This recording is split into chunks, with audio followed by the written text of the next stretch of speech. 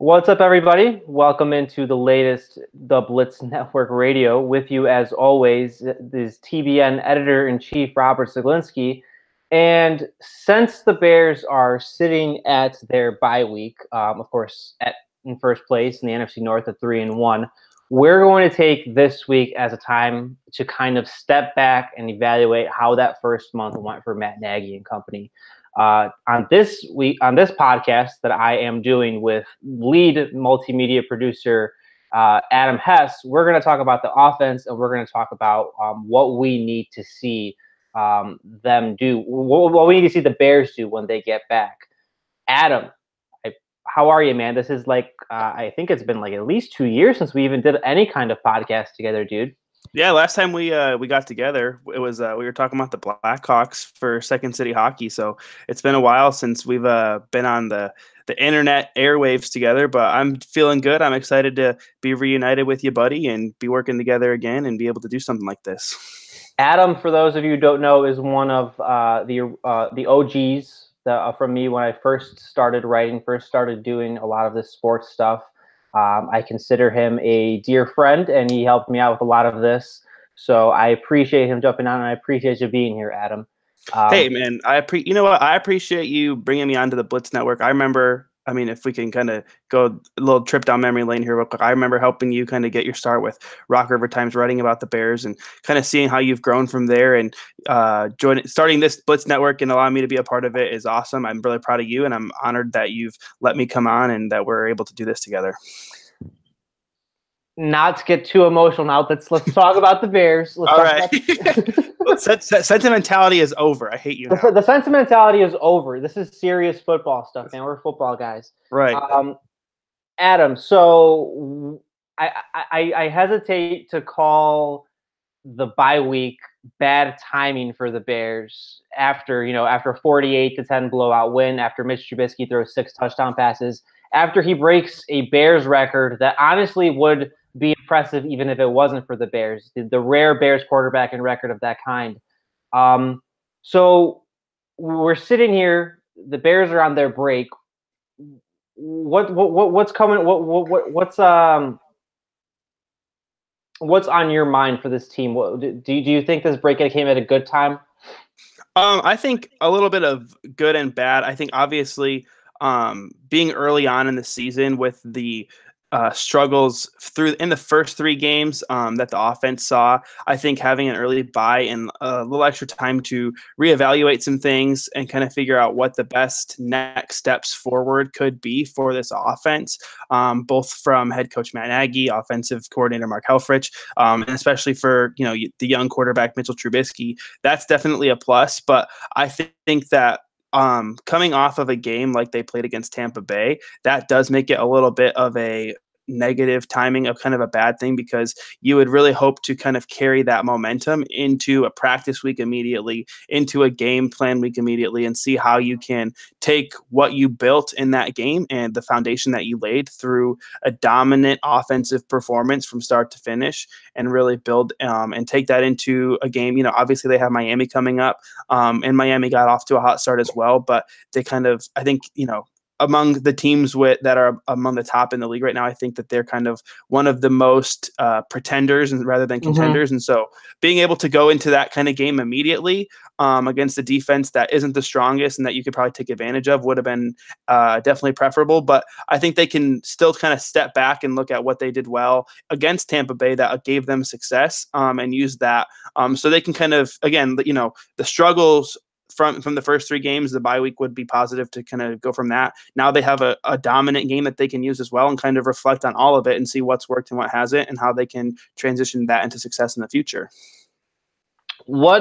How much rather stock so does it matter that the Buccaneers defense was awful? It's honestly probably the worst defense in the NFL.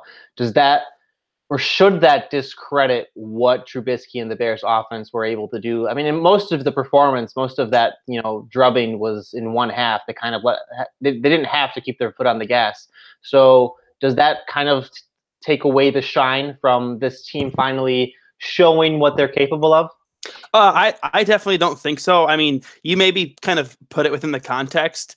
Maybe against a more dominant team like the Rams, you don't expect to see that kind of performance because the Rams basically are one of the top defenses 1 to 11 in terms of their starting 11, whereas the Buccaneers, like you mentioned, are one of the worst. But at the same time, this is the NFL.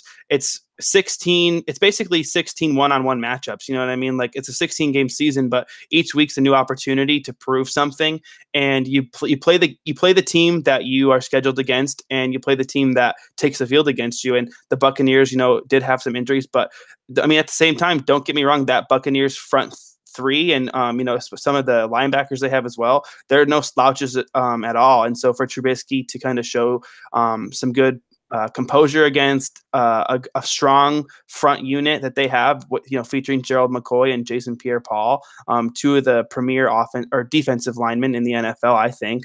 Definitely is a big step. So you do kind of put it within the context, but again, you play who you play. And I think the most important thing is that now we know that this offense has that in them. If they had come out and struggled against that defense with as bad as it had been, I think it would have been a little bit more of a panic mode. And so I do think that I have the Cubs game on my phone here, so that's kind of why I said that. But I think Bears fans would be justified in thinking that what they saw on Sunday against the Tampa Bay Buccaneers is definitely something to build upon, and something that has a lot of promise, because we know that Trubisky's capable of a special performance like that through a whole game for 60 minutes, and that the Bears offense can do that as well. And so I definitely think, again, you kind of add context to it, but you don't just say, oh, they played a bad defense, so that makes it nothing.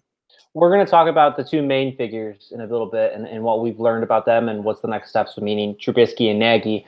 But I just wanted, if there was one takeaway, and I want you to think about this while I say my answer. If there's one real main takeaway that I take away from this Buccaneers game, it's that Tariq Cohen and Taylor Gabriel as a duo is probably the most explosive receiving / running back duo in football when they're on their game like that. I know the Buccaneers don't necessarily have guys to match up one-on-one, to match up to slow them down, slow down what they're capable and their versatility. But we talked all offseason about what these two would do in an offense, with an offensive coordinator like Nagy that knew how to use them. And it was exciting to see. I mean, they combined for, I believe, 20. So I wrote it: 28 total touches, 283 offensive yards, Adam, 3 scores. And it seemed like every time they had the ball in their hands, it was a big play downfield, or it was Tariq Cohen's stop and start run, or it was Taylor Gabriel making that crazy diving catch late in the second quarter. I have to say that was really impressive. I have to say if Nagy and company can consistently utilize those two in that kind of fashion, maybe Trubisky won't throw for 6 touchdowns every week, but we can expect that consistent 2 to 3. Yeah, I agree with that, definitely. I think another good takeaway from that is that we kind of saw how Jordan Howard in that game didn't feature a whole lot. Obviously, Cohen getting more of the snaps at running back. It was the first time he featured in more than 50% of the snaps in a game, which is a big step for him. But for as effective as Jordan Howard was in the first 3 games, and the fact that in terms of the role that he has as kind of a power back that kind of dominates on the ground, he's probably one of the best in the NFL right now. To be able to kind of have a dominant offensive performance where he wasn't even featured, not even, I wouldn't even say just primarily, but very often at all.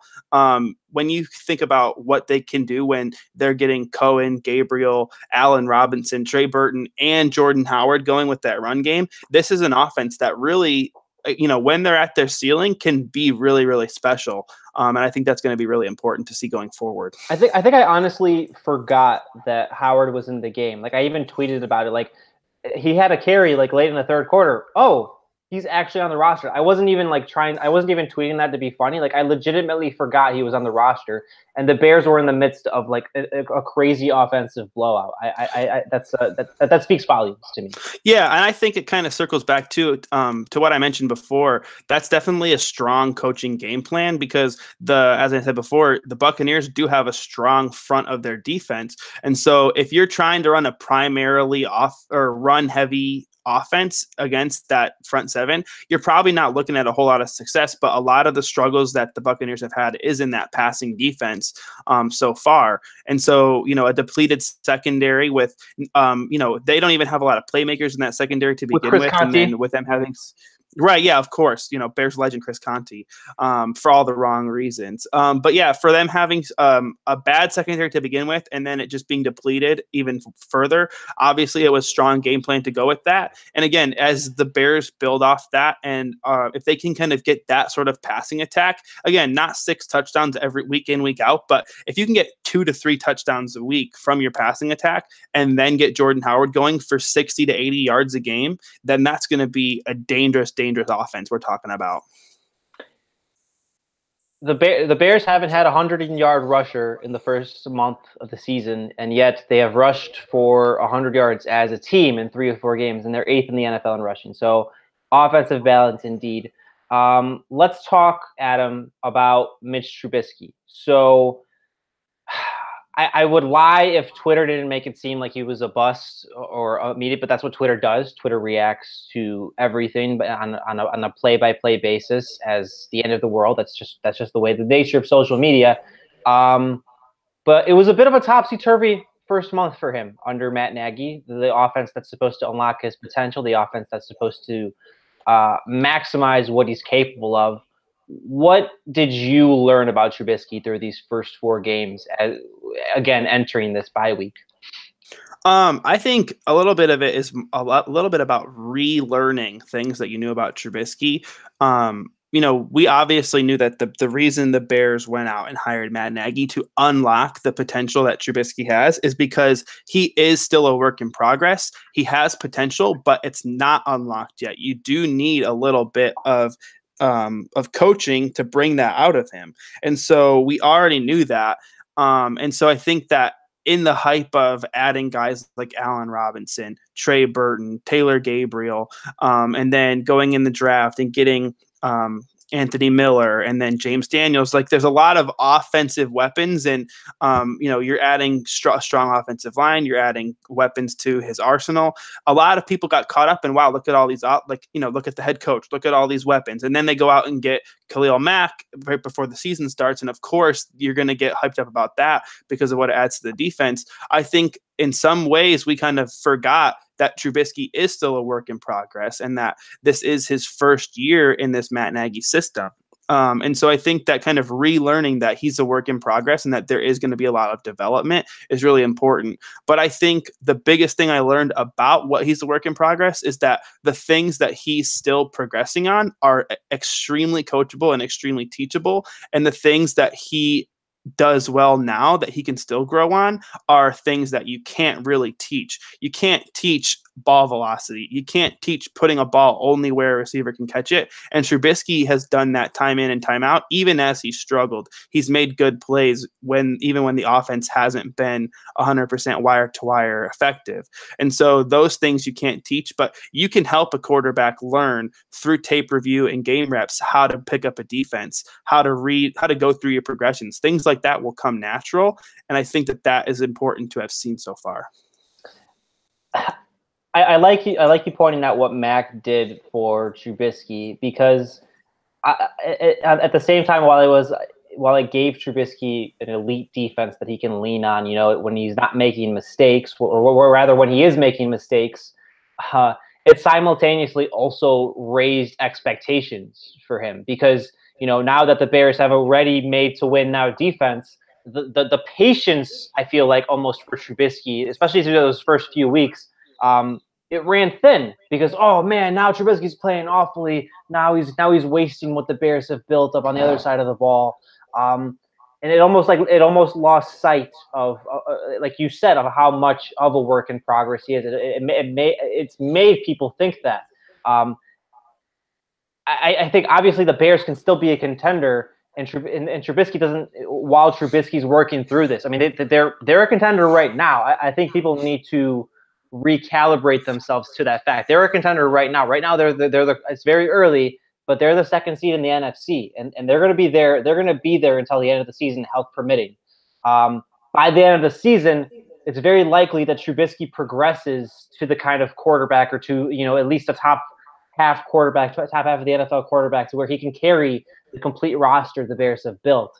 So I think for me, I'm really going to lean on that expectations thing. How it's okay to have high expectations, and it's okay to have them for this season, but just way off on that for a little bit longer, for it to really be unleashed. And it's really fortuitous that we finally saw a breakthrough of Trubisky doing that to any defense, like not only Tampa Bay's awful defense, but to any defense, because it's gonna keep that criticism at a low, and let the process happen for a little longer.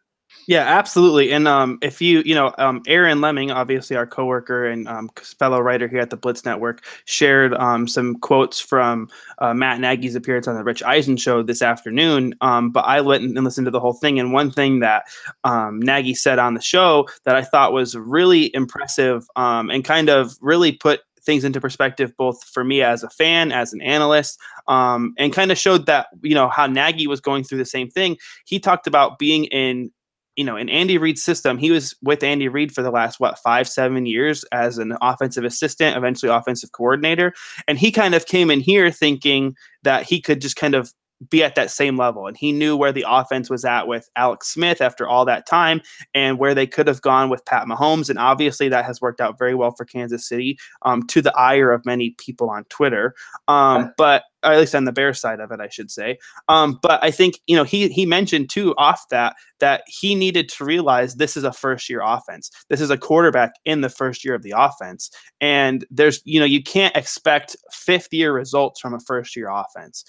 And again, it's not just a quarterback. It's, you talk about most of these primary guys, Allen Robinson, Taylor Gabriel, Trey Burton, Anthony Miller are probably four of your top playmakers on this offense, when all things are said and done. And those are all guys that are brand new to the city of Chicago, let alone this offensive playbook.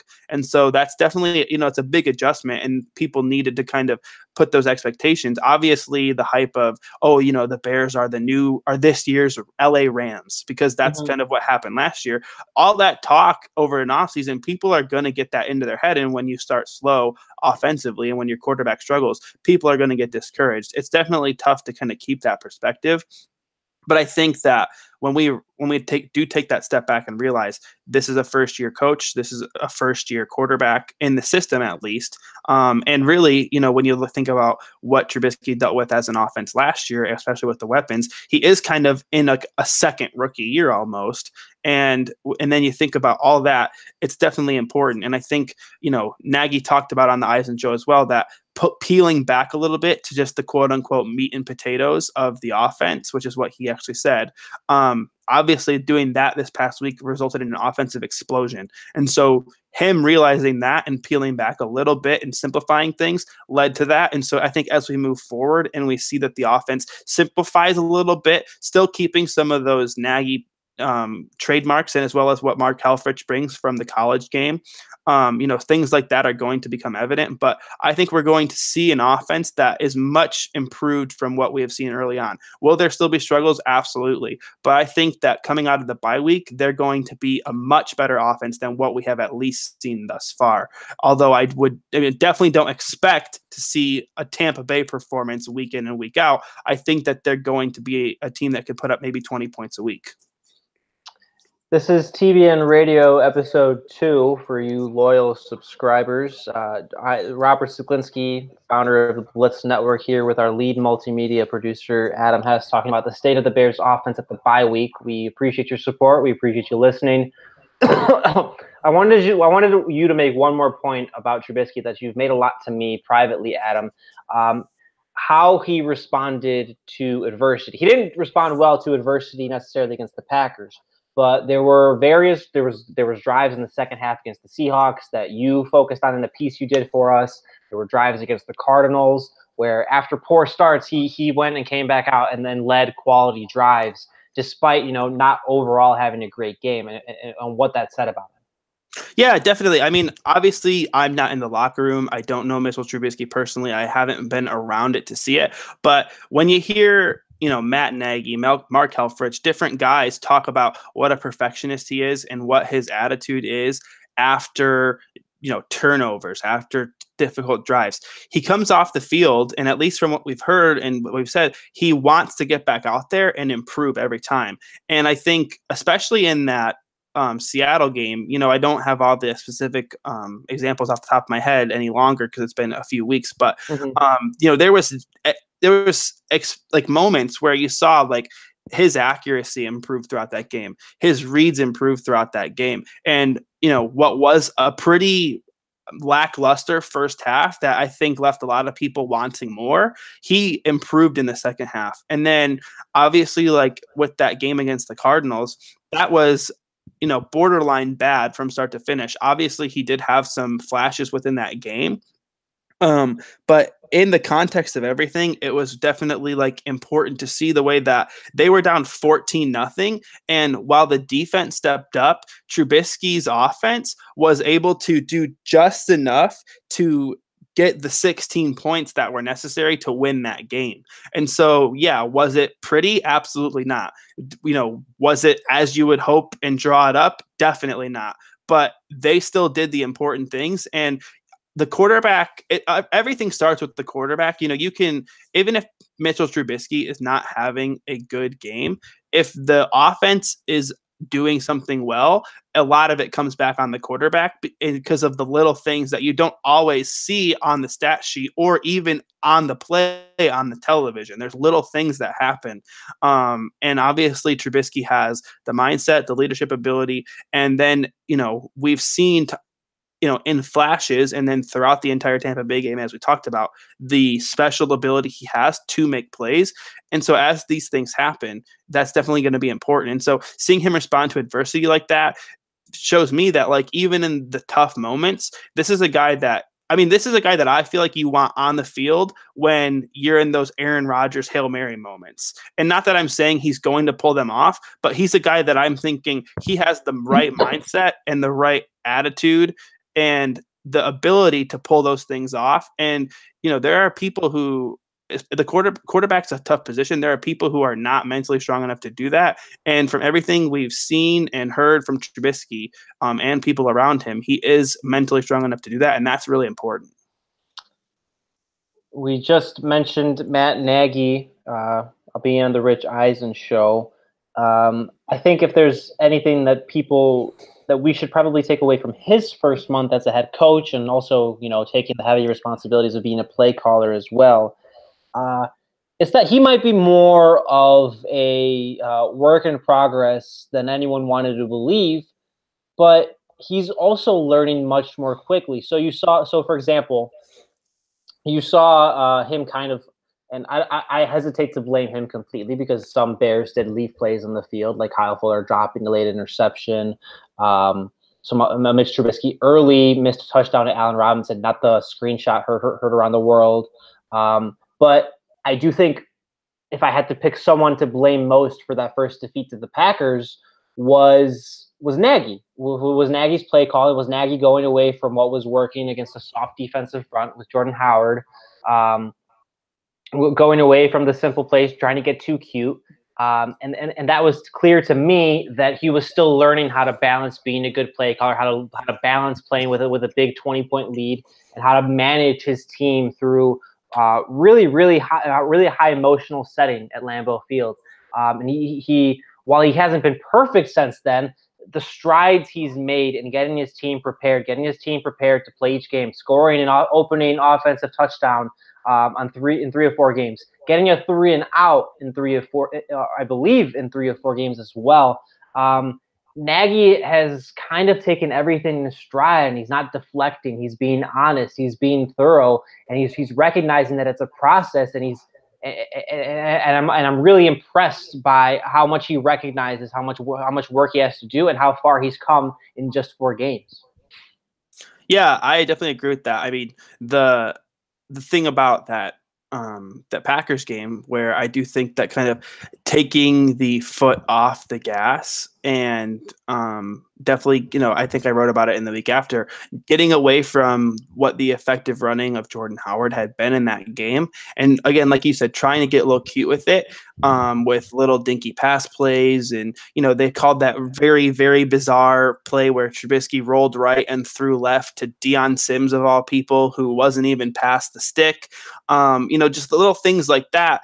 It was getting cutesy, and cute only works, or cute is only cute when it works. You know what I mean? Otherwise, it's just it looks ugly. And that's what's tough about it. And so I definitely think, like you said, that loss falls on coaching. Were there pitfalls and downfalls on defense? Absolutely. Were there downfalls on Trubisky's part? Yes. Were there downfalls? I mean, there was downfalls for all the players, but it begins and ends with coaching, and that information, in that instance for me.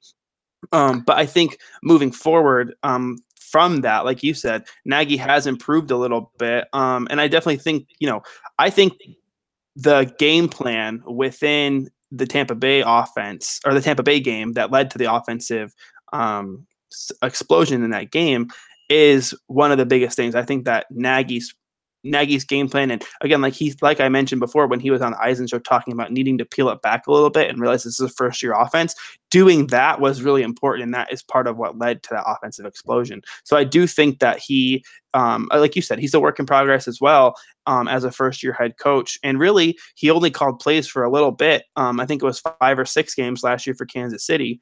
And so, he's still he has less than a season under his belt of play calling in the NFL. And so it's definitely going to be a work in progress for him. But I think since that game against Green Bay, he's improved. And like you said, they probably should have won that game. They really should be 4-0 after 4 weeks. And that begins and ends with Nagy as the head coach, because that's, having that level of success does start with coaching. If anything, that was a blessing in disguise, though. I almost feel like at this point, I know that's a really cliche thing to do after the fact, after a team rips off a 3-game winning streak, but I feel like the Bears and Nagy, in particular, they learned a lot about themselves through that game, and kind of, that was what they needed to recalibrate and kind of fight through adversity, get that their first taste right away of what it's going to take to finally, break a 7-year playoff drought, to finally be a legitimate contender. I know it's really cliche, but I almost feel like it was a blessing in disguise. Well, yeah, absolutely. And actually that is something that Nagy said on the Eisen show today as well. But I think, when you look at the fact that they had, I think it was a 20-3 lead heading into halftime against Green Bay. It was a 17-0, and then it was 20-0 after third quarter. But sorry, go ahead. Right. But anyway, they basically they didn't even score a touchdown in the second half after coming out. And I think they scored 2 touchdowns in the first. They scored 1 touchdown in the first quarter, and then maybe 1 early in the second. Regardless, they had 2 quick touchdowns in that game, and then they didn't score any the rest of the game. They ended up with 3 field goals, and nothing in the second half, because you did get cutesy and took your foot off the gas. And I think even obviously the Tampa Bay game was a little bit of a different scenario. You're up 38. I think it was 38-3 at halftime. That's a much different situation. But you look at the fact that they came out and they scored a touchdown in that second half. That really was the finishing blow, because from there on out, obviously Tampa Bay had switched quarterbacks. They kind of had, let the game go. But with the Bears coming out and kind of delivering that last dagger touchdown in the second half, at that point, Tampa Bay's not coming back, because Tampa Bay had scored a touchdown in that second half with Jameis Winston in. So maybe you look at the fact that now they have their franchise quarterback in the game. They have a touchdown. They can build a little momentum if the Bears let off the gas. But instead, he kept his foot on the gas. He scored points, and that is really what finished the game for them. Obviously, the defense had to do its part and everything. But I think even that, and again, a different situation, because the lead was much bigger. You had a little bit more comfort in that situation, and you're not playing Aaron Rodgers again. Jameis Winston is nowhere near Aaron Rodgers, but you still saw a different mentality coming out of that halftime with that big lead, and that's important.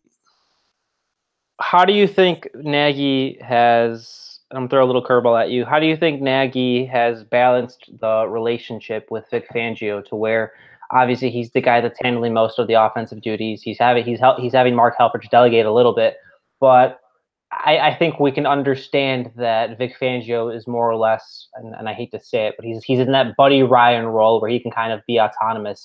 How do you think Nagy has balanced that so far? Yeah, I definitely think that that's an important thing. Obviously, you mentioned Buddy Ryan, but when you think about it, the parallels there are many. Yeah, Obviously, yeah, like Buddy Ryan stayed on with, was the defensive coordinator for that 85 Bears team before they were the 85 Bears and before they brought in Mike Ditka.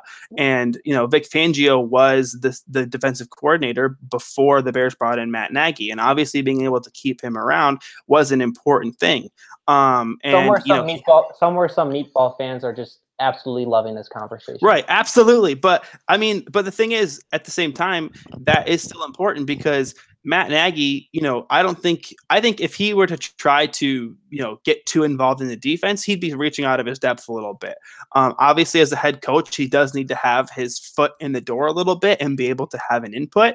But I think that he has done a good job of kind of letting Fangio do that. Look, the Bears defense was going to be probably a top 10 unit regardless. They were obviously pretty good last year. Adding Khalil Mack to the mix obviously has made them arguably the game's best defense, if not easily, up there. It's probably them and the Rams as the best defenses in the NFL. And so I think that letting kind of Fangio run that show a little bit has been really important. Nagy knows that Fangio has a relationship with those defenders. And even like some of the new guys like Aaron Lynch, Fangio has it as a rapport with. And so things like that are important. And so again, Nagy probably has his foot in the door and wants to know a little bit what's going on, but letting Fangio kind of run that show is definitely important. Offensive MVP through 4 weeks, Adam. Who is it to you? I think it's kind of tough to name one just because up until the Tampa Bay game, I don't think anyone really stuck out. But I think if you were to put a gun to my head, I'd probably go with Jordan Howard just because he's really been your most reliable guy game in and game out. Obviously, like we mentioned before, he didn't get as big of a role in that Tampa Bay game. But like I said, if he can get more of a role in games where the offensive attack is that effective, that's going to be just add an extra level of danger to this offense. And like he hasn't had a 100-yard game yet, but he's been effective game in and game out when he's been on the field. So that's definitely important. But one guy that I also like, I think when he's gotten the ball, I've been impressed with every time. Trey Burton. I want to see the ball get more involved. I actually thought he was one of the good pickups of the offseason. And I think that will be important. Adam, you're focusing on the skill guys, and you're forgetting the big boys, dude. You're forgetting the offensive line. I think what the Bears have been able to do up front, for as much as their offensive success hasn't been fantastic or hasn't bared out until this past Sunday, the offensive line under Harry Hiestand has been fantastic.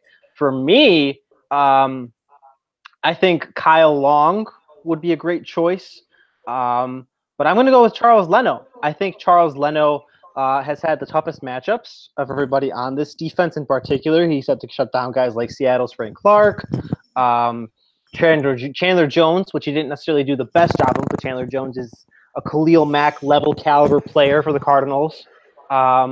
Clay Matthews for one, but Clay Matthews isn't the same level as he used to be, but he's still a fine quality pass rusher.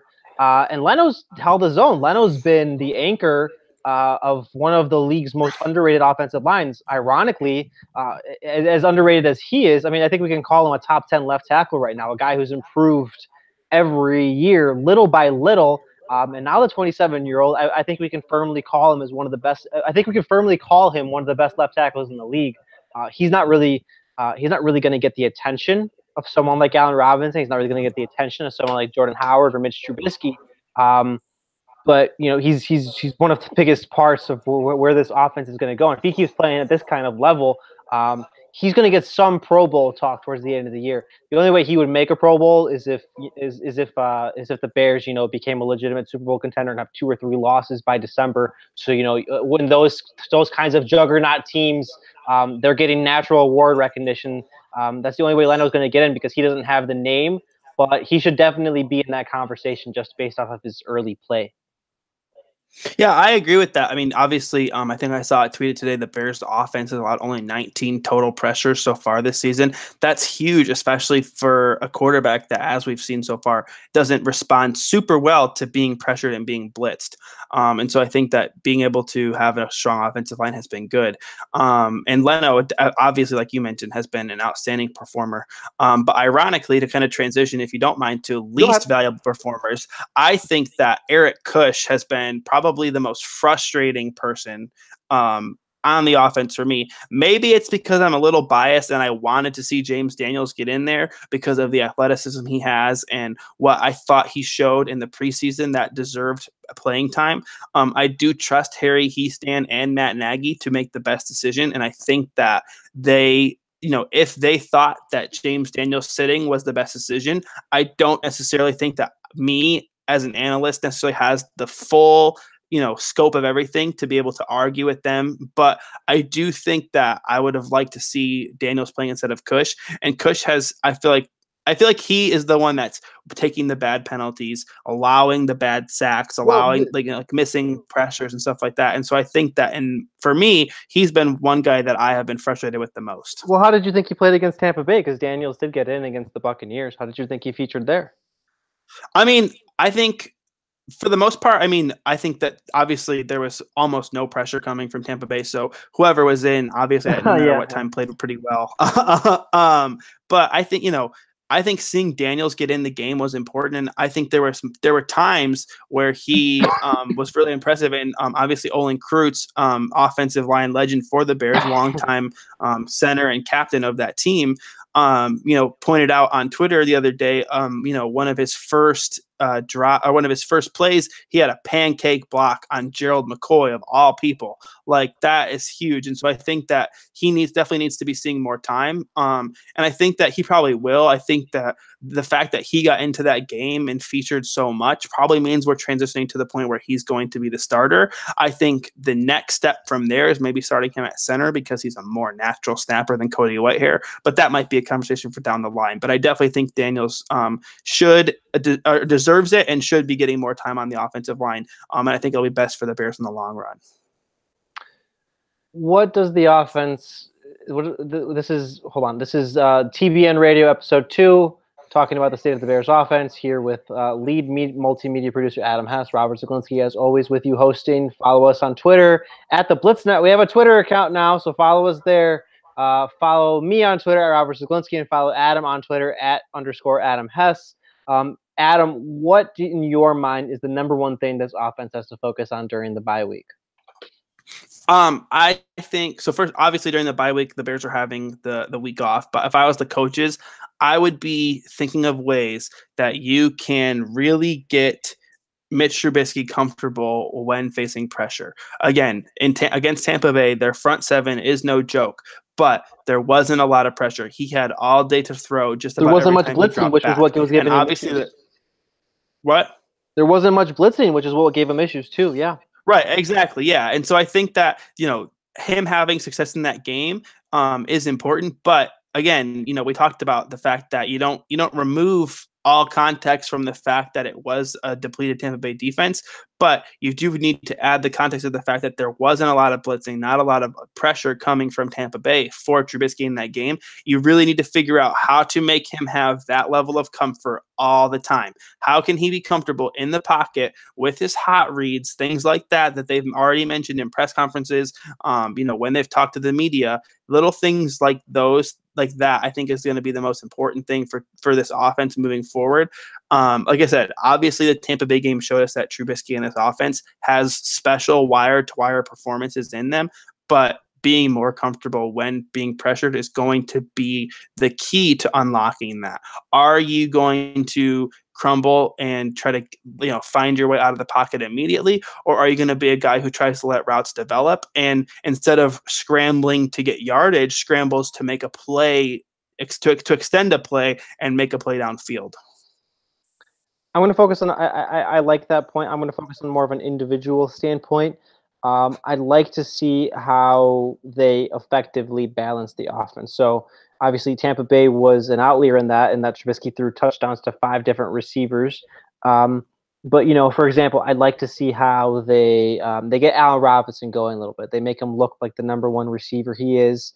I know they targeted him a lot in the first 3 games, but he wasn't really much of a factor against Tampa Bay. Again, for the game plan, but still, eventually he's going to have to be the guy that gets 120 yards, that has a score or two, has some big over the top catches downfield. As you saw him do a lot in Jacksonville. I want to see how they get him involved. I want to see how they're going to use someone like I want to see how they're using someone like Adam Shaheen when he comes back, because that's someone that's obviously been forgotten in the shuffle. How are they going to implement him with Trey Burton? How are they going to get that 2-headed tight end monster? How is the offense going to evolve when they come back? And then even with someone like Anthony Miller, I wouldn't say he's necessarily had a bad start because he's a rookie, and rookie receivers often have issues kind of getting things going. They often have issues learning the intricacies of the route trees and what's being asked of them. I want to see Miller have a little bit more of a breakout after he comes back from the bye week, letting his dislocated shoulder rest a little bit. Learning. This goes back to that Cohen and Gabriel point I made at the top of the podcast. It's learning about how to best utilize every individual player's skill set in the confines of your offense, in the confines of your game plan, and having that somehow, mesh in this weird salad every game. That's how the best offenses do it. And when you can effectively find a way to spread the wealth around with all of these different players with their different talents and their different sizes and what they're capable of, that's how this offense is really going to take the next step. So they have to learn how to get Robinson going on that fashion. They have to learn how to get Shaheen going in that fashion when he comes back in a month. And they have to learn how to get Miller going as well. And that's when this offense will really take the next step, beyond Trubisky learning how to be consistent, beyond Nagy getting consistent with his play calls and keeping the foot on the gas. It's going to be about learning every single all the nuances of every individual player. Yeah, definitely. I agree with that. And, kind of along that point about Anthony Miller, you'd mentioned the huge game that Taylor Gabriel had, against Tampa Bay, and obviously he is a game-breaking talent with the electricity he brings to an offense and the explosiveness he has. But I think this might be a little bit of a rhetorical question, but I would maybe be intrigued to see what you think as well. How much more encouraging would that game have been if instead of it being Taylor Gabriel, it was Anthony Miller racking up those targets and those catches? How much more worked up would you be about seeing that rookie, offensive playmaker, that wide receiver, Anthony Miller, making plays like that throughout the game? And again, it might be rhetorical, but I think that seeing something like that, seeing a big game from him, like what we had from Gabriel, and that is going to be huge as well. I definitely agree with that point you just made. Matchups, finally, Adam, to wrap this up. Matchups to watch for the Bears in the second half. So this could be in terms of what this offense will have to do is, I don't know, against the Patriots in a few weeks, or the Rams in December, or a key moment or something. What's something to keep an eye on for you, along those lines? Yeah, I think so. I mentioned the Dolphins game before. Coming out of the bye, how they respond to being, having that big game and coming out of the bye week and playing Miami. They're on the road. That's going to be an important game. They're going to be wearing those god-awful orange jerseys, unfortunately. No. But how the offense? They're wearing those against the Jets during Halloween week. No, they're wearing them on the road too. If you remember they're wearing them against the Dolphins too. Jerseys. They're wearing them against the Dolphins on the road. Luckily, we only have to see them twice all year, but they're wearing them against the Dolphins. I guess the Dolphins wanted to wear white at home because they're in a warm climate or whatever, but they're going to be wearing those god-awful orange jerseys. But so they might dress horribly, but can they come out and still look good on offense? Obviously, I think at this point, the defense is pretty much, above reproach at this point. We know what we're going to get from the defense. It's how high this team goes is how high the offense and Trubisky can take them. So how do they respond to coming out of that bye week and trying to build on what they did again in week 4 against Tampa Bay? That's going to be important. And then you mentioned the Rams game. Obviously, that's going to be down the line. But that is looking, at least for now, like a game that could play a heavy role, at least in determining some playoff seeding for the NFC. Even if the Bears maybe fall off a little bit because the offense maybe slows down. But, I think the offense is only going to go up from here. Again, maybe not Tampa Bay level every time, but they're going to be a good offense moving forward. I think that the Bears are going to be a good team moving forward from here. So I think we're going to see, a first place in the NFC North Bears and a first place in the NFC LA Rams. It's at Soldier Field.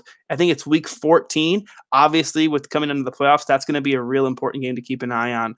As well as, I think the Bears play the Lions in a couple weeks. And, even though the Lions aren't the best team, that's a couple interdivision matchups that have the, potential to create some problems. And one of them is the Thanksgiving game. So that's going to be a short week. And I'm pretty sure it's 2 games against the Lions in 3 weeks. That's going to be an important little development to keep an eye on there as well.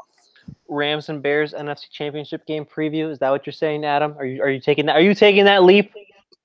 I don't think I'm taking that leap quite yet. I would like to see the offense take a little bit, but that is certainly within the realm of possibilities. And I'll take the leap of saying if the Rams and the Bears are the NFC Championship game come January, I would not be surprised in the least. I'm gonna lay it on. Mine will be quick, and mine will be laying it on the narrative. It's probably going to be the Bears' last shot to beat Tom Brady in 3 weeks. So go out and get it. That's going to be their first real Titanic test against a complete team. The Patriots just came off a blowout of the Dolphins, 38-0. So you're getting the team that was just blown out by New England after the bye, and then you're going to get the defending AFC champion, and a team that's probably very likely going to win the AFC again. Not going to have any effect at all on your conference play. Not really, probably only going to be their only loss in October, if we're being honest. Again, health permitting, and I want to see how the Bears come out in that little bit of a heavyweight fight. I'd like to see them use that as a measuring stick and come ready to play. Hey, Brady's coming to Soldier Field. Brady is historically always cut up, again, different rosters, different team, but he's historically always cut up the Bears. But I want to see them, get after elite quarterbacks. So that's going to obviously have to do with the defense. But I also want to see Mitch Trubisky and Taylor Gabriel and Tariq Cohen beat up a Bill Belichick defense, beat up one of the better contenders in football for quite a while. That'll tell me more about where the Bears sit than anything that came out of Tampa Bay, than anything that came out of this first month. We're going to learn a lot about them and how they play in that game. Even if they lose, we're going to know the likely potential of this 2018 Bears team after they play the Patriots, Adam. I think that's safe to say. Yeah, I agree with that. And, you mentioned that might be their only loss of October. I really think that that's a fully winnable game. You mentioned the Patriots being a complete team. Oh, we are laying it on the Kool-Aid here. Well, hang on. I'm going to be a little bit of drinking the Kool-Aid here a little bit, but even though the Patriots did just beat the shit out of the Dolphins in week 4, they have shown some holes.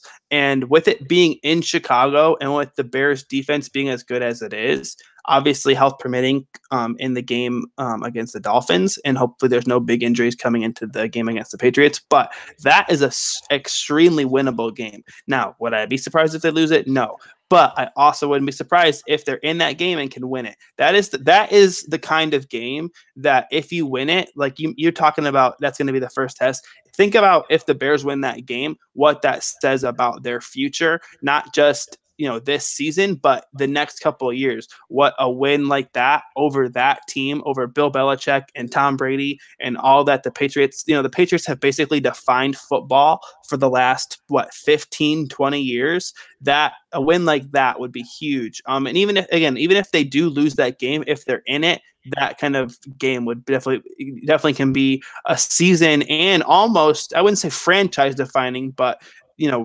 a defining moment for this team moving forward should they win or at least play them very tight. All right, we're getting caught up in the narratives here a little bit. This has been. Wait, so Rob, let me flip it on you. You talked about the Patriots probably winning the AFC this year. Are you saying that the Week 7 matchup between the Patriots and the Bears is a Super Bowl preview? God, no! I'm not. Come on, I'm not going to say that until the Bears are 4-1. Once the Bears are 4-0, that I'm for all of you Blitz Network readers. That's when I'm going to start saying that Bears and Patriots is a Super Bowl. Only after the Bears beat the Dolphins. I'm not saying that now. I'm responsible. Come on, I'm a good writer. I don't get into that. I think even if the Bears do beat the Dolphins, obviously, and again, I'm just flipping the tough question you threw at me about the Rams game back on you, but I think that even if the Bears beat the Dolphins, calling that Bears-Patriots game a Super Bowl preview is obviously a little premature. But by the time the Bears-Rams game rolls around, maybe at that point, calling it an NFC championship preview would not be too premature. As I said, we are getting way too caught in the Kool-Aid and narrative here. This has been the second episode of the Blitz Network Radio. We appreciate you guys listening. We appreciate you guys subscribing and supporting us as we build this up. You guys can follow Adam on Twitter @_Adam Hess. You can follow me on Twitter @Robert Zeglinski. And as I mentioned earlier, we have a new Twitter account @TheBlitzNet. So check that out. Follow us there as well. And as always, everybody, stay classy.